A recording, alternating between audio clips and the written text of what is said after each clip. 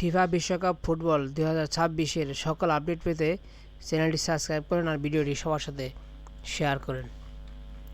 Messi genius, Ronaldo পরিশ্রম করে genius. বিস্তারিত ভিডিওতে দেখুন। বিশ্বকাপ শুরুর আগে আবারও সামনে এলো লিওনেল মেসি এবং ক্রিস্টিয়ানো রোনালদোর মধ্যে শ্রেষ্ঠত্বের বিতর্ক। এবার বিষয়টি সামনে এনেছেন ব্রাজিলকে বিশ্বকাপ জেতানো সাবেক কোচ লুই ফেলিপে স্কেলারি। এক সাক্ষাৎকারে মেসিকে বাদ দিয়ে ব্যালন ডি'অরে সেরা হিসেবে রোনালদোকে বেছে নেওয়ার কারণ জানিয়েছেন স্কেলারি।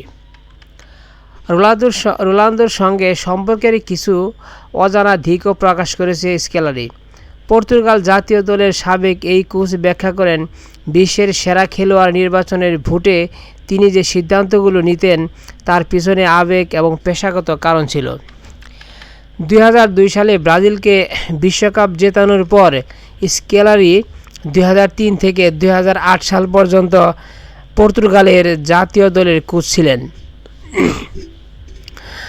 আধুনিক যুগের দুই সেরা খেলোয়াড় মেসি এবং রোনালদোকে কাছ থেকে দেখেছেন তিনি। ভিন্ন এক আয়নায় দুজনকে মূল্যায়ন করেছেন স্কেলারি। কোচিং থেকে সরে দাঁড়ানো এই ব্রাজিলিয়ানের চোখে দুই কিংবদন্তির পার্থক্যটা মূলত তাদের প্রতিভার ধরনে এবং এই বিষয়ই দীর্ঘদিন ধরে তার ভাবনাকে প্রভাবিত করেছে।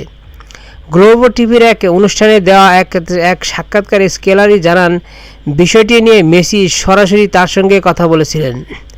মেসি তাকে বলেছিল, বস, আপনি কখনো আমাকে ব্যালন ডি'অরের জন্য ভোট দেননি, সবসময় রোনালদোকে ভোট দিয়েছেন।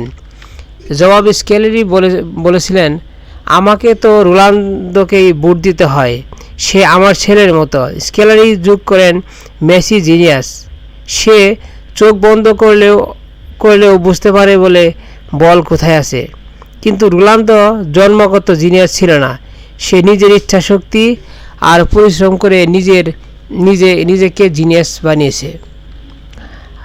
রোনালদোর অমানসিক পরিশ্রমের কথাও তুলে ধরেছেন স্কেলারি, যার শুরুটা হয়েছিল ম্যানচেস্টার ইউনাইটেড খেলার সময় থেকেই। স্কেলারি জানান, তরুণ রোনালদো ম্যাচ শেষ হওয়ার পর অতিরিক্ত অনুশীলন করতেন। বিষয়টি নিয়ে উদ্বিগ্ন হয়ে ম্যানচেস্টার ইউনাইটেড কিংবদন্তি কোচ স্যার অ্যালেক্স ফার্গুসন প্রায় তাকে ফোন করতেন। স্কেলারির ভাষায়, ফার্গুসন আমাকে ফোন করে বলতেন স্কেলারি আজ তাকে ফ্রি কিক নিতে দিত না। এখানে সে ইতিমধ্যে 30টা নিয়েছে, তারপরে সে জাতীয় দলে এসে আবার আরও 30টা নিতে চাইতো। তখন আমি বলতাম, তুমি তো এগুলো আগেই করেছ, কিন্তু এটাই তার নিবেদন। স্কেলারি মনে করেন, রোনালদো 1000 গোলের মাইল ফলক দ্রুত ছুঁয়ে ফেলবেন। স্কেলারির ভাষায়, 1 বছর আগে আমি তার সঙ্গে ছিলাম। আমি তাকে জিজ্ঞাসা করেছিলাম, তুমি কি 1000 গোলের লক্ষ্য নিয়ে কাজ করছ? সত্যি কি সেটা অর্জন করতে চাও? সে বলেছিল, না কোচ, না। তখন আমি বললাম, আমাকে বোকা বানাতে পারবে না, আমার বিশ্বাস সে এটা অর্জন করবেই। স্কেলারির ক্যারিয়ারের সবচেয়ে স্মরণীয় ঘটনার একটি ছিল মস্কো একটি গুরুত্বপূর্ণ ম্যাচের আগে ক্রিস্টিয়ানো রোনালদোকে তার বাবা দিনিস আবেরের মৃত্যুর সংবাদ জানানো। সেই মুহূর্তে রোনালদোর প্রতিক্রিয়ায় দুজনের সম্পর্কে আরও গভীর করে তোলেন।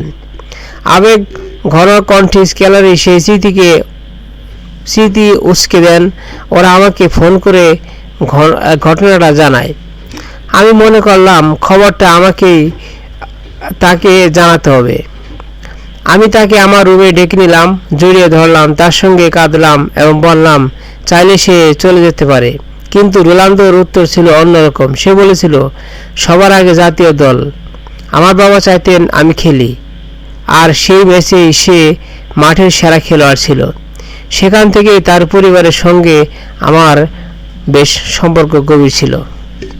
ভিডিওটি ভালো লাগলে সবার সাথে শেয়ার করেন, চ্যানেলটি সাবস্ক্রাইব করেন। ধন্যবাদ।